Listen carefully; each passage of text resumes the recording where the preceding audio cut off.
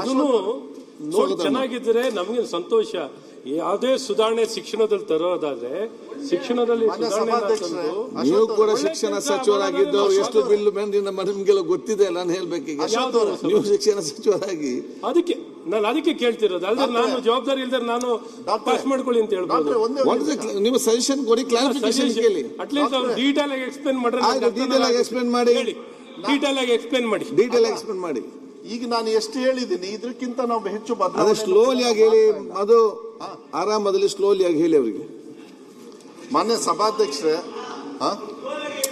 ಆಯ್ತು ಸಭಾಧ್ಯಕ್ಷರೇ, ಇದು ಏನಂತ ಹೇಳಿದ್ರೆ ಮಾನ್ಯ ಸಭಾಧ್ಯಕ್ಷರೇ ಕೇಳೋದು ಒಂದೇ ಒಂದು ಮಧುವರೇ, ಒಂದೊಂದು ಅಮೆಂಡ್ಮೆಂಟ್ ಏನೇನು ತಂದಿದ್ದೀರಾ ಅಮೆಂಡ್ಮೆಂಟ್ ವೈಸ್ ಹೊರಟೋಗ್ಬಿಡಿ.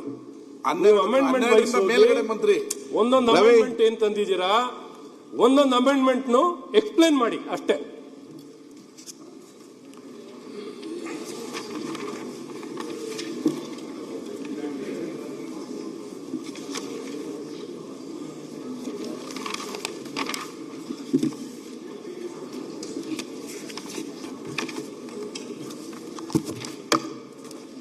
ಮಾನ್ಯ ಸಭಾಧ್ಯಕ್ಷರೇ, ನಮ್ಮ ಅಬ್ಜೆಕ್ಟಿವ್ಸ್ ನ ಹೇಳ್ಬಿಡ್ತೀನಿ. ಅಶ್ವಥ್ ಅವರೇ, ಓಕೆ.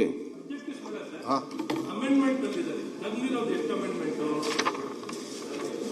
7 ಅಮೆಂಡ್ಮೆಂಟ್ ತಂದಿದ್ದಾರೆ. 7 ಅಮೆಂಡ್ಮೆಂಟ್ ಹೇಳಕ್ ಬರಲ್ಲ ಅಂದ್ರೆ ಹೇಗೆ ಹೇಳಿ? ಹೇಳ್ತಾರೆ. What is amendment? ಇಲ್ಲ ಮಾನ್ಯ ಸಭಾಧ್ಯಕ್ಷರೇ, ಒಂದು ನಿಮಿಷ. ಯಾವಾಗಲೂ ಕೂಡ ನಮ್ಮ ಟೀಚರ್ಸ್ದು ನಾವು ಏನೇ ಟ್ರಾನ್ಸ್ಫರ್ಸ್ ಆದ್ರೂ ಕೂಡ ಕೌನ್ಸಿಲ್ ಮೂಲಕನೇ ಮಾಡ್ತಕ್ಕಂಥದ್ದನ್ನ ನಾವು ಮಾಡ್ತಾ ಇದ್ವಿ.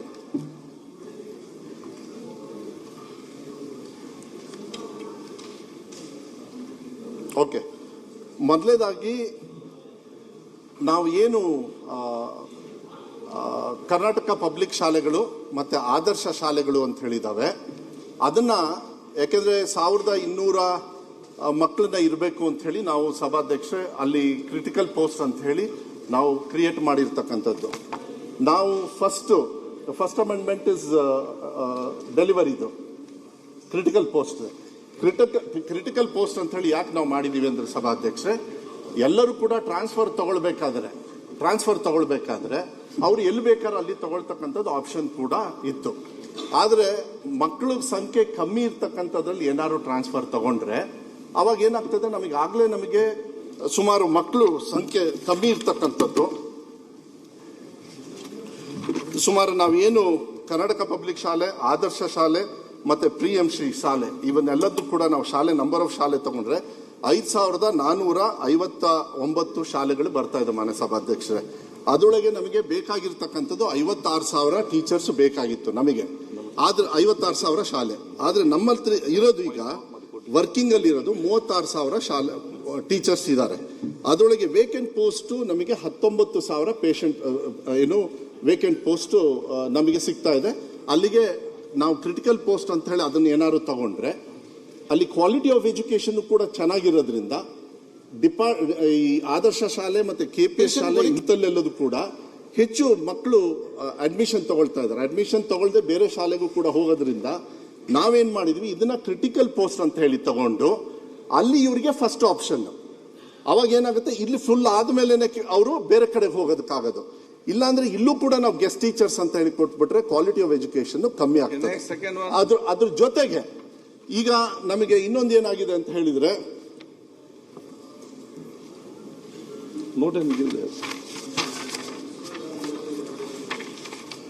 ಇನ್ನೊಂದು ನಾನ್ ಟೀಚಿಂಗ್ ಮತ್ತೆ ಟೀಚಿಂಗ್ ಇಲ್ಲೇ ಈ ಅಮೆಂಡ್ಮೆಂಟ್ ಕಂಪ್ಲೀಟ್ ಮಾಡ್ಬಿಡ್ತೀನಿ. ಅಶ್ವಥ್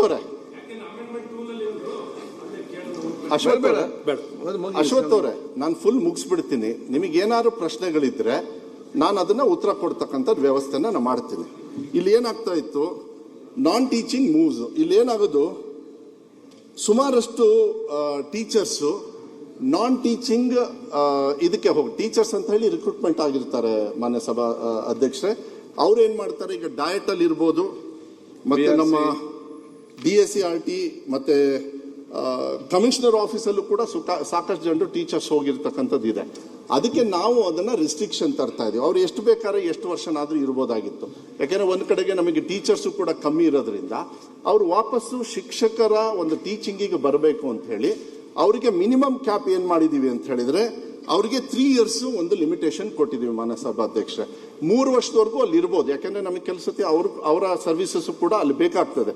3 years ಆದ್ಮೇಲೆ ಅವರು ವಾಪಸ್ಸು ಅವರು ಇಲ್ಲಿಗೆ ಬರಬೇಕು ಅಂತ ಹೇಳಿ ಕಂಪಲ್ಸರಿಯನ್ನ ನಾವು ಮಾಡ್ಕೊಂಡಿದೀವಿ.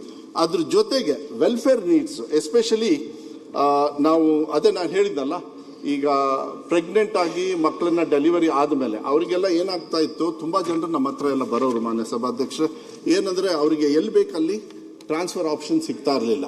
ಎಲ್ಲೋ ಅವ್ರ ತಂದೆ ತಾಯಿಯವ್ರು ಇರ್ತಾರೋ, ಇಲ್ಲ ಹಸ್ಬೆಂಡ್ ಒಂದ್ ಕಡೆಗಿರ್ತಾರೆ, ಪೇರೆಂಟ್ಸ್ ಒಂದ್ ಕಡೆಗಿರ್ತಾರೆ, ಇಲ್ಲ ಹತ್ರ ಇರ್ತಕ್ಕಂಥದ್ದು ವ್ಯವಸ್ಥೆ ಆದ್ರೆ ಟೀಚರ್ ಹೆಣ್ಮಕ್ಳು ಅವರು ಡೆಲಿವರಿ ಆಗಿ ಮಕ್ಕಳನ್ನ ಪೋಷಣೆ ಮಾಡ್ತಕ್ಕಂಥದ್ದನ್ನ ಮಿನಿಮಮ್ 5 years ಬೇಕಾಗ್ತದೆ. ಆ ಸಂದರ್ಭದಲ್ಲಿ ಅವರಿಗೆ transfer at the same time ಲೈವ್ಲಿಹುಡ್ಗೆ ಇಲ್ಲಿ ಟೀಚಿಂಗು ಮಾಡಬೇಕಾಗುತ್ತೆ, ಸಂಬಳ ಅವರಿಗೆ ಬೇಕು ಅಂತ ಹೇಳಿದ್ರೆ ಆ ಸಂದರ್ಭದಲ್ಲಿ ಪೋಷಣೆ ಮಾಡೋದಕ್ಕೆ ಅಂತ ಹೆಣ್ಮಕ್ಳಿಗೆ ಪ್ರಯಾರಿಟಿ ಮೇಲೆ ಫಸ್ಟ್ ಆಪ್ಷನ್ ಕೊಡ್ತಾ ಇದ್ದೀವಿ. ಅವರು ರಾಜ್ಯದಲ್ಲಿ ಎಲ್ಲಾದ್ರೂ ಆಯ್ತು, ಅವ್ರದ್ದು ವಲಯದಲ್ಲಿ ಎಲ್ಲಿರುತ್ತೆ ಅವ್ರ ಆಪ್ಷನ್ ಅಲ್ಲಿ ಅವರು ಚೂಸ್ ಮಾಡಿಬಿಟ್ಟು ಅಲ್ಲಿಗೆ ಅವರು ಟ್ರಾನ್ಸ್ಫರ್ ತಗೊಂಡು 5 ವರ್ಷ ಮ್ಯಾಕ್ಸಿಮಮ್ ಒಂದೇ ಕಡೆಗಿರ್ಬೋದು. ಯಾಕೆಂದ್ರೆ ಅವ್ರು ಮತ್ತೆ ಅವ್ರಿಗೇನು ಕೌನ್ಸಿಲ್ ಬೇರೆ ಕಡೆ ಹೋಗ್ಬೇಕಂತೆಲ್ಲ, ಅವಾಗ ಮಗುನು ಕೂಡ ಡೆವಲಪ್ಮೆಂಟ್ಗೆ ಚೆನ್ನಾಗ್ತದೆ. ಇದು ಸಾಕಷ್ಟು ನಮಗೆಲ್ಲರೂ ಕೊಡೋದು ನೋಡಿ, ಈ ತರ ಪ್ರಾಬ್ಲಮ್ ಇದೆ, ಮಕ್ಕಳಿಗೆ ಡೆಲಿವರಿ ಆಗಿದೆ, ಅವರಿಗೆ ಟ್ರಾನ್ಸ್ಫರ್ ಆಪ್ಷನ್ಸ್ ಇಲ್ಲ. ಬಿಕಾಸ್ ಟ್ರಾನ್ಸ್ಫರ್ ಆಪ್ಷನ್ಸ್ ಇರೋದು ಬರೀ ಕೌನ್ಸಿಲಿಂಗ್ ಅಲ್ಲಿ ಮಾತ್ರ ಇರೋದ್ರಿಂದ ಇದಕ್ಕೆ ಆ ಪರ್ಮನೆಂಟ್ ಒಂದು ಸೊಲ್ಯೂಷನ್ ಕೂಡ ಬಂದಿರೋದ್ರಿಂದ ಮೊನ್ನೆನೂ ಕೂಡ ನಾವು ಇದನ್ನ ಚರ್ಚೆ ಮಾಡಿದ್ವಿ. ಇಷ್ಟು ನಾವು ಬದಲಾವಣೆಯನ್ನ ನಾವು ತರ್ತಾ ಇದೀವಿ. ಮತ್ತೇನಾದ್ರು ಕ್ಲಾರಿಫಿಕೇಶನ್ಸ್ ಏನಾದ್ರು ಇದ್ರೆ, ಆಮೇಲೆ ಬೇಸಿಕಲಿ ಹೈ ಎನ್ರೋಲ್ಮೆಂಟ್ ನ ಒಳ್ಳೆ ನಂಬರ್ ಆಫ್ ಸ್ಟೂಡೆಂಟ್ಸ್ ಜಾಸ್ತಿ ಇರೋದ್ರಿಂದ ಟೀಚರ್ಸ್ ನ ಕಂಪ್ಲೀಟ್ ಆಗಿ ಕೊಡಬೇಕು. ಅದಕ್ಕೆ ನಾವು ಕ್ರಿಟಿಕಲ್ ಪೋಸ್ಟ್ ಅಂತ ಹೇಳಿ ಕ್ರಿಯೇಟ್ ಮಾಡಿ ಅಲ್ಲಿ ಟೀಚರ್ಸ್ ನ ಕೊಡ್ತಕ್ಕಂಥದ್ದು ನಾವು ಮಾಡ್ತಾ ಇದ್ವಿ. ಬೇರೆ ಕಡೆನೂ ಕೂಡ ಗೆಸ್ಟ್ ಟೀಚರ್ಸ್ ಅಧ್ಯಕ್ಷೆ, ಇದ್ರ ಜೊತೆಲಿ ಡಿ ಗ್ರೂಪ್ ಅಂತ ಸೇರಿಸ್ಕೊಳ್ಳಿ ಅಧ್ಯಕ್ಷೆ. ಸ್ಕೂಲ್ಗಳಲ್ಲಿ ಕಸ ಹೊಡೆಯೋರಿಲ್ಲ, ಮಕ್ಳ ಕೈಲಿ ಹೊಡಿಸ್ತಾರೆ.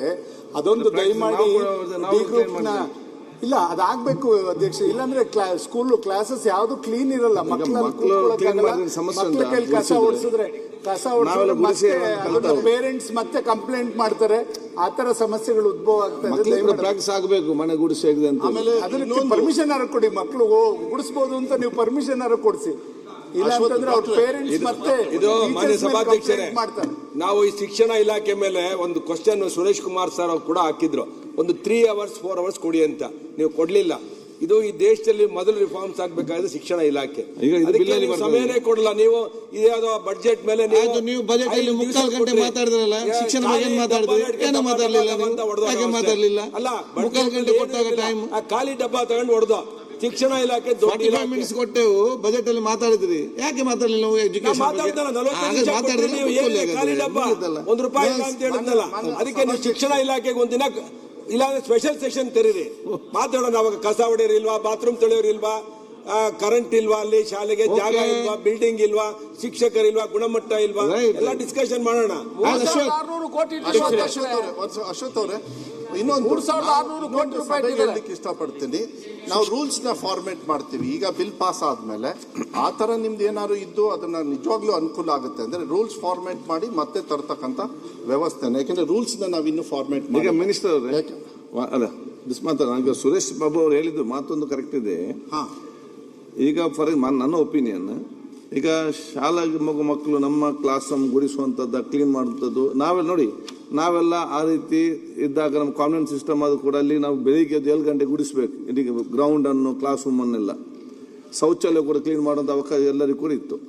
ಈಗ ನೀವು ಅಲ್ಲಿ ನಾವು ಡಿ ಗ್ರೂಪ್ ನಾವು ಕ್ಲೀನ್ ಮಾಡ್ಲಿಕ್ಕೆ ಡಿ ಗ್ರೂಪ್ ನೌಕರು ಇಲ್ಲ, ಆ ಜೊತೆ ನೀವು ಪರ್ಮಿಷನ್ ಕೊಡೋದಿಲ್ಲ ಯಾರಿಗೆ, ಯಾರು ಒಂದಾದ್ರೂ ಸಲ ನೀವು ಮಾಡಬೇಕು. ಮನೆ ಸಭಾಧ್ಯಕ್ಷ ಅಲ್ಲ, ಇದು ಈ ಬಿಲ್ಲಿಗೆ ಸಂಬಂಧ ಇಲ್ಲ. ಒಂದು ಇಲ್ಲ ಮೇಂಟೆನೆನ್ಸ್ ಅಂತ ಇಲ್ಲ ಆಗ್ಬೇಕು. ಈಗ as it is otherwise bathroom clean ಮಾಡಲ್ಲ, ಹೈಜಿನಿಕ್ ಇರಲ್ಲ. ನೀವು ಸ್ಕೂಲ್ಗಳಲ್ಲಿ ಮಕ್ಕಳಿಗೆ ಸ್ಟಾರ್ಟಿಂಗ್ ಇಂದಾನೆ ನೀವು ಹೈಜಿನಿಕ್ ಅವ್ರಿಗೆ ಕಲಿಸದೇ ಇದ್ರೆ ಮತ್ತೆ ನಾವೆಲ್ಲಿಂದ ಅವರಿಗೆ ಸಾಧ್ಯ ಆಗುತ್ತೆ. ಒಂದು ನಿಮಿಷ ಸುರೇಶ್ ಅವರೇ, ನಾವು ಟೀಚರ್ಸ್ ರಿಕ್ರೂಟ್ಮೆಂಟ್ ಮೇನ್ ಆಗಿ ಟಾರ್ಗೆಟ್ ಮಾಡ್ತಾ ಇದೀವಿ. ಈಗ ನನಗೆ ಸುಮಾರು 15,000 ಟೀಚರ್ಸ್ ರಿಕ್ರೂಟ್ಮೆಂಟ್ಗೆ ಈಗ ಆಸ್ ಇಟ್ ಈಸ್ ಈ ಬಜೆಟ್ ಅಲ್ಲಿ ಕೊಟ್ಟಿದ್ದಾರೆ. ಯಾವಾಗ ರಿಕ್ರೂಟ್ಮೆಂಟ್ ಪ್ರೋಸೆಸ್ ನಾವು ಇನ್ಫ್ಯಾಕ್ಟ್ TET ಮುಗಿಸ್ಬಿಟ್ಟಿವಿ. ನಾವು ಯಾವಾಗ ನಮಗೆ ಇಂಟರ್ನಲ್ ರಿಸರ್ವೇಶನ್ ಬಂದ ತಕ್ಷಣ ನಾವು ಸ್ಟಾರ್ಟ್ ಮಾಡ್ಕೊಳ್ತೀವಿ. ಡಿ ಗ್ರೂಪ್ದು ತಗೊಳ್ಬೇಕು ಅಂತ ಹೇಳಿ ಇನ್ನೂ ಕೂಡ ಯಾವುದೇ ತರದ ನಮಗೆ ಇದು ಬಂದಿಲ್ಲ. ಆದ್ರೆ ಮೇಂಟೆನೆನ್ಸಿಗೆ ಎಲ್ಲಾ ಶಾಲೆಗೂ ಕೂಡ, ಆಮೇಲೆ ಈಗ KPS ಮತ್ತು ಇದಕ್ಕೆಲ್ಲ ಜಾಸ್ತಿನೂ ಕೂಡ ನಾವು ಮಾಡ್ತಾ ಇದೀವಿ. ಈಗ ನಾವು ಬರೋ ದಿವಸಗಳಲ್ಲಿ, ಯಾಕೆಂದ್ರೆ ದೊಡ್ಡ ಶಾಲೆ ಇರ್ತದೆ, ಆವರಣ ಜಾಸ್ತಿ ಇರ್ತದೆ, ಅಲ್ಲಿ ಮೇಂಟೆನೆನ್ಸಿಗೆ ಆಗೋದಿಲ್ಲ ಅಂತ ಹೇಳಿ ಔಟ್ಸೋರ್ಸ್ ಮೂಲಕ ಮಾಡ್ಬೇಕಂತ ಹೇಳಿ. ಈಗ ಅಲ್ಲ, ಈಗಲೂ ಕೂಡ ಇಂಥ ಶಾಲೆಗೂ ಕೂಡ ನಾನು ಇಲಾಖೆಯಲ್ಲಿ ಆಗ್ಲೇ ನಮ್ಮ ಹತ್ರ ಏನು ಫಂಡ್ಸ್ ಇದೆ ಅದನ್ನ ನೋಡ್ಕೊಂಡು ಔಟ್ಸೋರ್ಸ್ ಮಾಡ್ತಕ್ಕಂಥ ಕೆಲಸವನ್ನು ಕೂಡ ನಾವು ಮಾಡ್ತೀವಿ. ಅದು ಅವಶ್ಯಕತೆ ಇದೆ. ಬಿಲ್ಗೆ ಮಾತಾಡಿ ಮಾನ್ಯ ಅಧ್ಯಕ್ಷ ಸುರೇಶ್ ಕೂತ್ಕೊಳ್ಳಿ. ಅದು 2 ನಿಮಿಷ ಅಂತ ಹೇಳಿ ಕೂತ್ಕೊಳ್ಳಿ ಫಸ್ಟ್. ಈಗ ನೀವು ಇವ್ರು ಮಾತಾಡ್ಲಿ ಆಗ್ಲಿ ಸೀನಿಯರ್